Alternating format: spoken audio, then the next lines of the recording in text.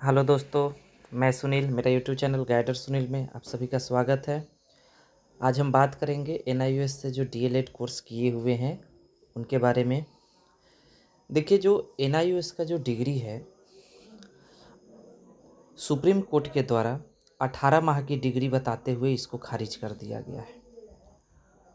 और इसके आधार पर केवीएस ने भी अपने जो ज्वाइनिंग का जो लेटर मिलने वाला था उसमें इस बात को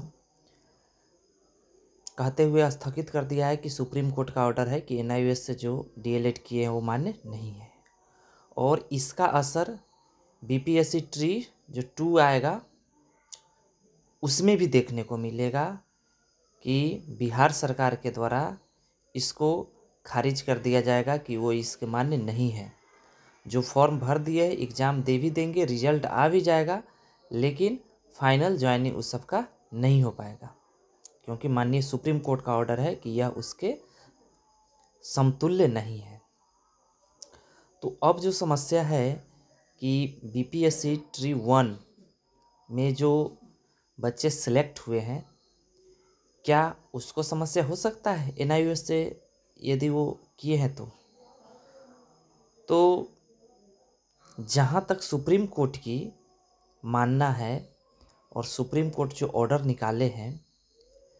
उसमें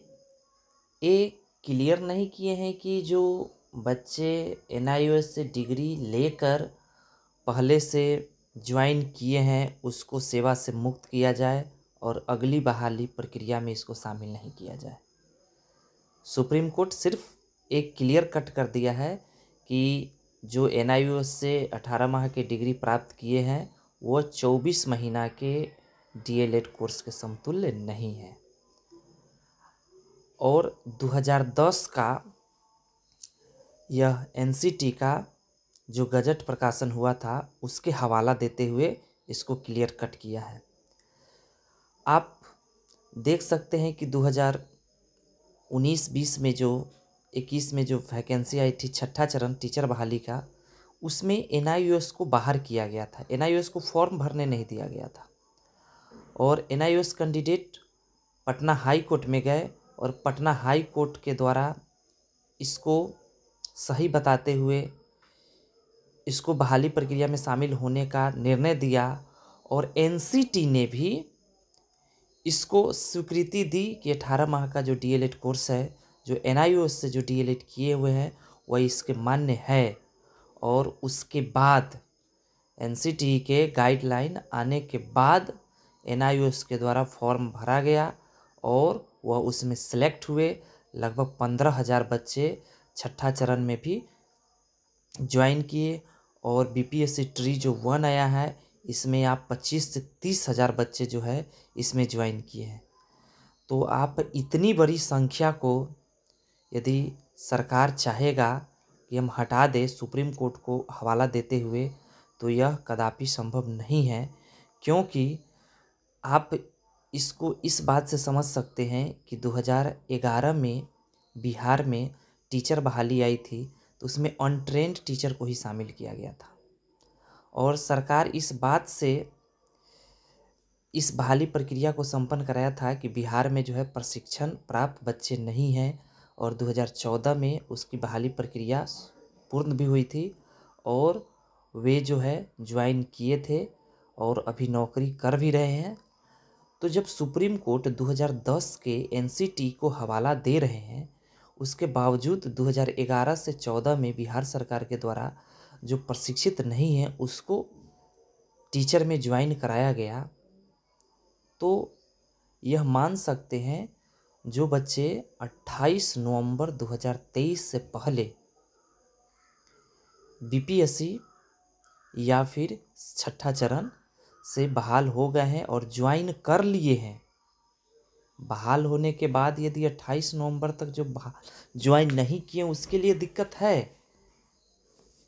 वो नहीं कर पाएंगे। लेकिन जो 28 नवंबर तक ज्वाइन करके विद्यालय में जा रहे हैं उसके लिए सुप्रीम कोर्ट के जो ऑर्डर है और उस आधार पे बिहार सरकार इसको खारिज नहीं कर सकते। और पटना हाई कोर्ट और एनसीटी के निर्णय के आधार पर ही ये बहाली प्रक्रिया संपन्न हुआ है। तो बिहार सरकार भी इन बच्चों को बाहर नहीं कर सकते हैं। लेकिन जो बीपीएससी ट्री 1 में जो बच्चे बहाल हुए हैं, उन लोगों को भी NIOS से जो डिग्री है उसको गवर्नमेंट जो है 6 मंथ का ब्रिज कोर्स के माध्यम से इसको 24 मंथ करके इसको पूरा कर सकता है। दूसरी बात, एनसीटी के द्वारा गजट के माध्यम से जो 18 मंथ का जो कोर्स है इसको 24 मंथ करके जो बच्चे पहले से विद्यालय में ज्वाइन कर लिए हैं उसको तो पूर्ण करवा ही सकते हैं, और जो अभी तक ज्वाइन नहीं किए हैं उन सारे बच्चों के लिए भी यदि एनसीटी NIOS के माध्यम से गजट प्रकाशन कर उन बच्चे को भी भविष्य को संभाल सकते हैं। और ये फ्यूचर में हो सकता है यदि NIOS के कैंडिडेट यदि अपनी तत्परता दिखाते हैं तो, क्योंकि जो 2 साल का DLED कोर्स होता है उसमें 6 मंथ का जो कोर्स होता है वह स्कूल में आपकी एक्टिविटी को ही देखा जाता है और उसमें आपको एक्टिविटी कराया जाता है स्कूल में। और जो NIOS से जो डिग्री लिए हैं वो बच्चे पहले से ही स्कूल में अपना एक्टिविटी कर रहे थे, पढ़ाई करा रहे थे, तो उनको तो 6 मंथ की करने की ज़रूरत ही नहीं था। तो बच गया 18 मंथ, और 18 मंथ का वो कोर्स कंप्लीट किया ही है।